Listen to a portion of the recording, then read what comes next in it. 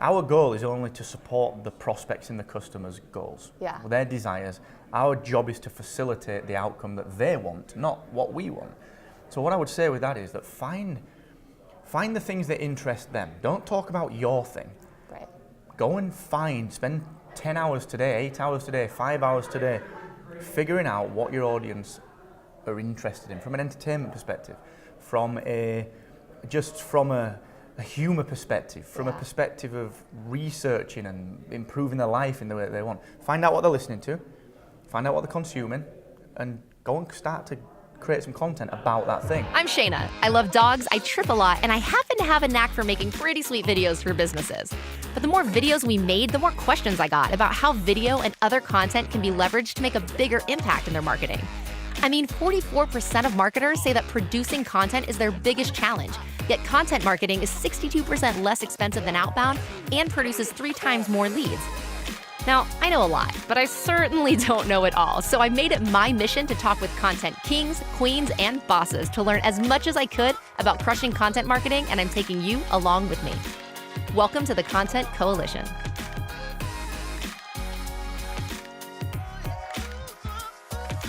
All right, so we've got Mark Asquith with Podcast Websites today, and he's going to drop some knowledge about how an awesome website can really help your presence, help your business. So tell us a little bit about yourself. Yeah, I'm kind of just an evergreen geek. I just like building. We all are. I just kind of like building things. I was once an agency owner. I did that for a decade, owned a brand and digital agency.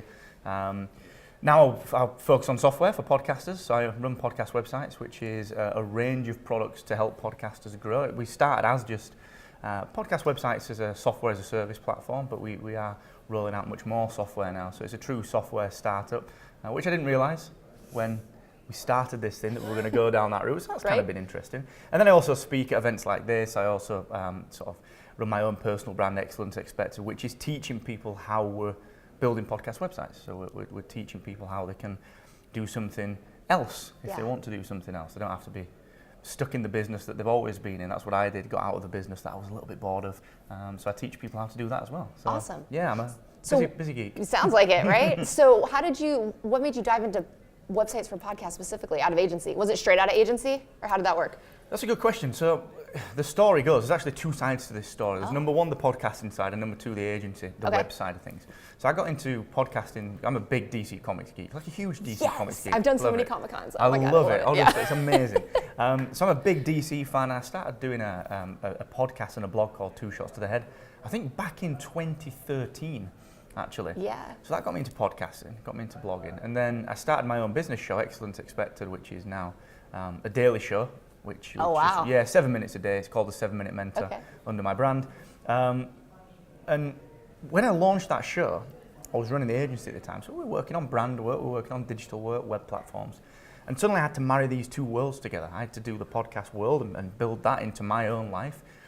But I realized that I was just really lucky to know digital. I knew web. I knew how to do these things that other podcasters didn't know how to do, but they needed. So people needed to integrate with the website. They wanted to know how to grow a podcast using digital marketing. So I brought the 2 worlds together, and we created a podcast website purely as an experiment, purely as a side hustle, a bit of a, will this thing fly? Like, do people need this thing? And they did, and they do. And around the same time, I was getting a little bit bored of the agency life. I was certainly got problems with the idea of always having to pitch for work. You know, it's a nightmare, isn't it? I know, you know? it's never ending.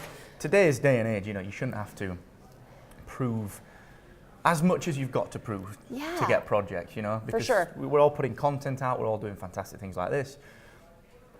People should be doing their research. People should be doing their due diligence on us. And by the time we get to the meeting, get to the first session, to the pitch, it should be as much as interviewing them, you know? Right. And I got really disgruntled and disenchanted with that entire thing. Yeah. So that's when I decided to do this, which morphed into the software company it is today. So that's how I got into it, through 1, my own podcast, and 2, being a little bit bored of agency life, really. And sick of pitching people.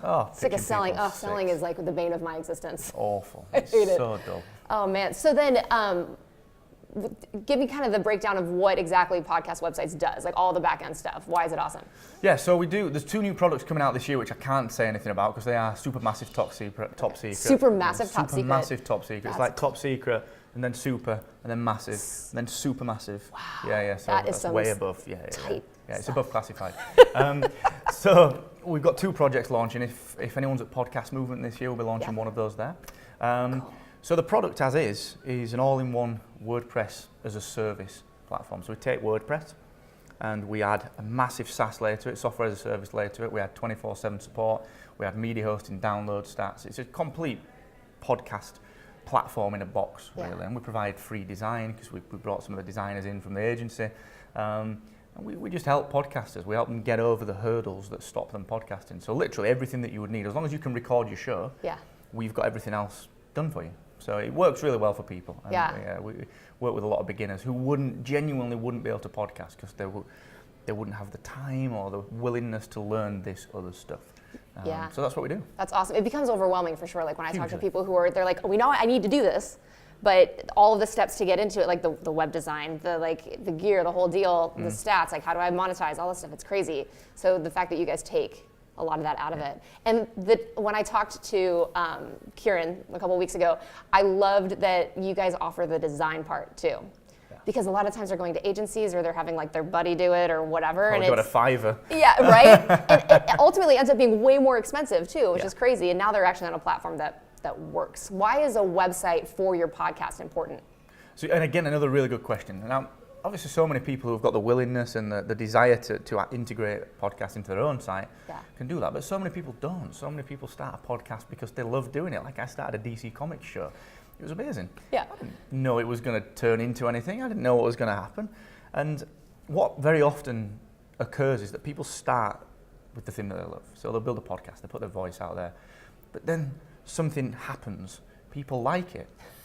And they say, where can I get more information? What can I do? How can I get involved? How can I donate to the show? Or maybe sponsors come along and said, you know what, you've got such a tight niche audience. I want to give you some money to access that audience. And podcasters, it's a great way to monetize. But they don't have a platform. So they've got this amazing content. Yeah. Now the big thing that people forget, and this is part of the reason that we do the free design, is that the second you press record, the second you edit it, the second you press publish, you actually become a brand. Of course you do. Yeah, you're a media company. You are completely a brand. It's powerful. It really is. Yeah. Back in the day, we talked about Comic Cons, and back in the day when I did 2 Shots to the Head, Gaz and I, the guy that run it with me, we get free passes to London Comic Con and Dublin Comic Con as the media. We're like, what? What's that? Really? Okay. Okay. Yeah. Right. Seems fine. I'll take that. Yeah. No we'll problem. go meet Doctor Who. That's all good. But people don't realize that, and people often end up on the back foot. So they'll get a wonderful sponsorship opportunity, or they'll get a fantastic speaking opportunity, and the rug is pulled out from underneath them because their brand just does not exist. That's why we offer the free design. We take away all the stoppers from becoming a brand, and that's what we're really trying to achieve with people. Because I truly think that podcasting, the middle people in podcasting, I'll explain that. The middle people, so not the people that are just starting, but also not the NPRs, not the people with 10, 15,000 and above, way above downloads per episode. The people in between that have got 500 downloads per show, they are the future of podcasting. Because they're the indies, they're the guys who can attract really tight brand sponsorships. And to have that sabotage because no one ever told you needed this other stuff. Yeah. It's awful. It's a really bad way to kind of sabotage a brand and a business before it's got going. So that's why we do what we do, and that's why it's so important to have a platform, to have a hub, to have your own visual tone, your own visual style, everything that you do for a business. You need for a podcast. So aside from just like the brand elements and making sure that that's all present and searchable and findable, right? How is a website helpful in like the forward movement, like the monetization, not even just that, but like lead capture and taking them through funnels and things like that? It's hugely vital. It's hugely vital. I mean, podcasters, channel shifting someone from listening to this thing passively into taking some action. Is a problem that I'm really passionate about solving. It's something that I think is really interesting. Yeah. Well, it's going to be so much fun trying to solve that thing. Good luck. Honestly, fun. I'm using that term loosely. No, it will be. It really gets me going. I love it. Sure. But a website is the focal point. It's the thing that people understand already. You're not changing behaviors. You're not telling people to go and do anything that they're not already doing on other websites elsewhere. We all know Amazon. We're all working on eBay. We're all on our other business websites. Yeah. So with the podcast, it's vital because you need to take people from doing this passive thing which is listening on a walk or on a jog or walking the dog or training at the gym, to doing something. Right. And if you're sending them off to other places to do this, then you're not owning that platform. Right. You know, even regardless of the risk of things like Facebook changing its algorithms, like happened in January, and the things that we all risk on third-party platforms, like suddenly if Slack goes away or if Facebook goes away or Twitter, right. and you built your platform on there, you know, that's it, your audience is gone. So yeah. guiding people through to a website and starting people in that funnel, whether it's through a lead magnet, whether it's through some kind of sponsorship, like I said, it's vital. But people, the problem is people don't equate a podcast, this audio content, with the ability to do that. Right. They believe that podcasting's over here and it's entertainment. Yeah. But it's not. It's you can always channel shift people. People always want more. Sure. You know? Especially people who are giving you that much of their time. Yes. You know, we're not talking like, oh, I got a 10-second view on Facebook. We're talking like 10, 15, 20, an hour sometimes. So, I mean, why wouldn't you take that person who's already giving you that and shifting them to something more and engaging, right? Exactly, and you're completely right there insofar as people are spending so much time with you. But think about that in a I guess in a more personal way as well. They're spending time with you right in their ears. Right. So you're like there's no more intimate a delivery method of content. You can't get content to anyone in a more intimate way. Right. It's directly piped in right next to the brain. Yeah, you know? like closer to the, yeah, exactly, right all up in there. Exactly. And they're probably doing something hyper-personal too, like working out or walking the dog or, you know, so I mean, you're really like in their life. Yeah, you really are. And it's powerful, it's cool. You become you know, we see it so many times with podcasters, whether it's a niche podcast or a bit more of a broad entertainment show, but you see it so very often where people at conferences will say, oh, I recognize you. How do you recognize me? I heard your voice. I recognize your voice. I listen to your podcast. Right. You know, you do get that. Yeah. And especially at podcasting conferences, which is, you know, to start with, it freaks you out a little bit. Yeah, you're like, right. oh, wait a second. But then you realize that it's not weird. It's not anything but just a friendship. Yeah. You know, and you end up building a relationship with these people. And if you think about business, you know, equate this back to business and equate this to kind of marketers and equate this to people who are trying to build some kind of revenue through different channels. Yeah. How many other channels give you that opportunity to build a friendship? Right. There is no better way to do it, in my opinion. Yeah. Were you freaked out? Did you get some like recognition? Were you like, I was just doing this for fun because I love comics? That's exactly it. So it didn't happen so much with the Two Shots podcast. But, okay. So yeah, I mean, that's weird. You know, we comic nerds are just all into our own thing. But certainly with the 7 Minute Mentor, which is the daily show now, and by being so present at podcasting conferences and conferences like this, with podcast websites as well, it is weird because you hear people say, well, I've listened to your show, and they've never engaged, they've maybe never done anything, they're just lurking and enjoying, and you're lurking. Okay, I love you that. make it sound so. Honestly, people do. But that is what they do, and they do it in Facebook groups as well. They'll go in, they'll lurk, they'll consume, but they'll not contribute. And, yeah, right. You know, and that's you've got to guide people through that process. Definitely. Yeah. So with all the things you were talking about on taking them through funnels and lead gen and stuff like that, will podcast websites give you the ability to do that? Or how does that, so is that like integration? Is it kind of just come with the story, or what's the deal? Yeah, again, good question. So two sides again to that answer. So number one, the technology. We've got landing pages built in, unlimited landing pages, so you can create as much of the front end of the funnel as you want. On the back end, we integrate with everyone from Infusionsoft to Aweber to MailChimp, to any of the CRM or the email marketing providers. So we provide that entire process. You just need the CRM. You just need Aweber, for example. So it works really, really well. Now, the second part of that we do, we've got something called the Podcast Growth Academy, which is allowing people to learn the skills that no one tells you need to be a successful podcaster. Yeah. So what I mean by that is, when you enter podcasting, no one teaches you that you need to understand the basics of SEO. Right. Or how to create a content marketing plan, or how to start a funnel. So we actually mentor people through the community. We do workshops. We've got a live mastermind actually today. Ramona, our community manager, is running that today. Yeah. So we do live masterminds. We do office hours every week, and it's all part of the podcast website's membership. It's all together. So yeah, we do the technical stuff, but we also do the soft stuff. You know, the things that no one tells you need. Like what? Like I said, just the SEO. Yeah, the SEO. At the beginning. All of the skill, like things like we're learning here, traffic and conversion. Things like how to start testing your email list. Yeah. Things like how to be a better interviewer. Sure.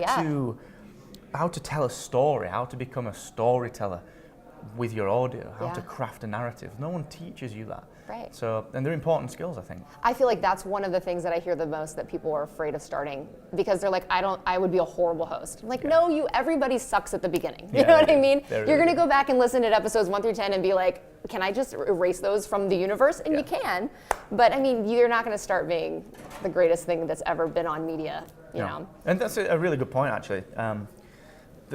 The idea of podcasting, actually, as much as anything, is actually personal development. Yeah. You will develop as a speaker. For sure. You'll become more articulate. You'll become more confident. You'll become more, if you're an introvert. I'm a massive introvert. And everyone's surprised at that, because I'm at these events and I'm speaking and I'm podcast every day. But I am. I like nothing better than being laid on my bed watching Netflix. You know, right. It's amazing. I'm with you on that one. But it will improve every aspect of your communication skills, just sitting there and talking effectively to no one. If you're a solo show, you're talking to a microphone. You're talking to an avatar that you've created.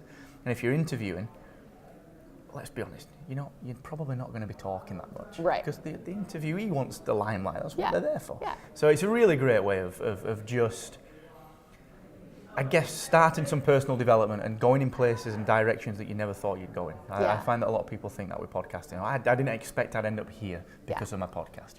That's a common thing. For sure. What podcast are you listening to right now? Do you know, I'm a bit funny with podcasts. I kind of, so my brain gets a little full. So I listen to the normal business-y shows, everything from Stacking Benjamins to Youpreneur FM with Chris. And listen to my show, or listen to my own show just to get that one download. But no, all joking aside, I actually listen to more entertainment podcasts at the minute. Nice. So because the brain gets so full of business stuff, right? So it's my little bit of solitude. Sure. So I listen to Fat Man on Batman by Kevin Smith. I love that guy. Right, he's amazing, right? Yeah, he's a legend. I don't know if you're at Podcast Movement in Fort Worth, but I met him. Oh, really? He was speaking at Podcast Movement. I was like, wait a second.